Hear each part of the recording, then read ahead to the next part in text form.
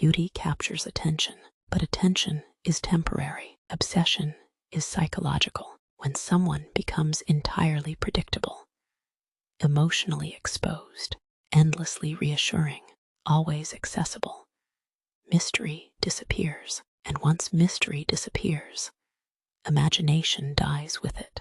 But mystery is misunderstood. People think mystery means manipulation.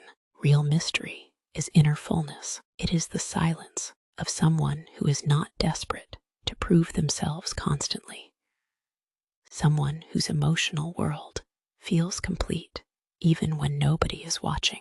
That kind of presence becomes powerful because it is rare. So when someone remains composed within themselves, people feel it immediately, not consciously, instinctively. Carl Jung believed fascination often comes from encountering hidden parts of ourselves through another person, and certain women awaken emotional uncertainty inside men. Curiosity, admiration, insecurity, tension, because the ego becomes obsessed with what it cannot fully control. A woman who does not emotionally collapse for attention creates psychological tension naturally. Her calmness forces others to confront their own need for validation, and tension creates obsession, not love, not beauty. Tension, the unreadable expression, the delayed response, the feeling that there is an entire inner world you have not fully reached yet. Human imagination becomes addicted to incomplete emotional experiences. That is why absence can feel louder than attention. The mind fills silence with fantasy, and perhaps that is why some women become unforgettable without trying, because they are not performing attraction consciously. They are simply deeply rooted within themselves. Their affection feels intentional instead of freely available, and human beings value what appears emotionally rare.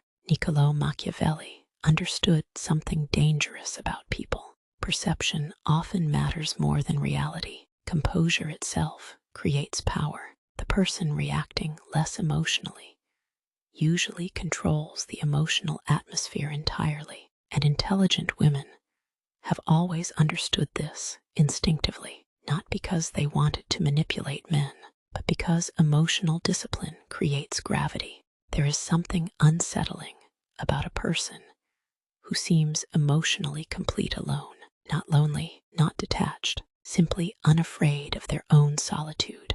That kind of energy stays in people's minds because most human beings are terrified of silence within themselves. Friedrich Nietzsche once wrote, "Invisible threads are the strongest ties, and perhaps obsession itself is invisible, not created through beauty alone, but through emotional incompleteness." Because people rarely obsess over what they fully possess. They obsess over what continues escaping complete understanding. And maybe that is what truly unsettles people. Not beauty, not distance, not even mystery, but encountering someone who does not need constant emotional confirmation to feel complete. Because most human beings are searching desperately for reassurance through others. Attention becomes proof of worth.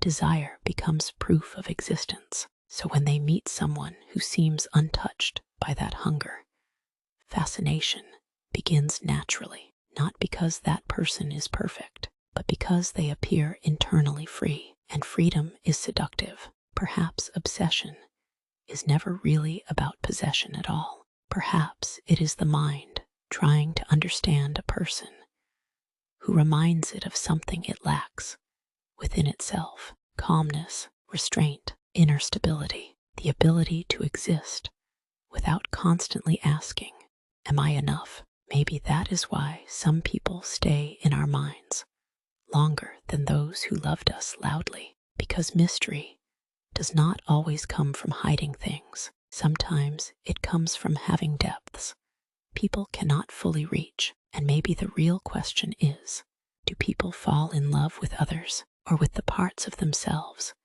they awaken in their presence?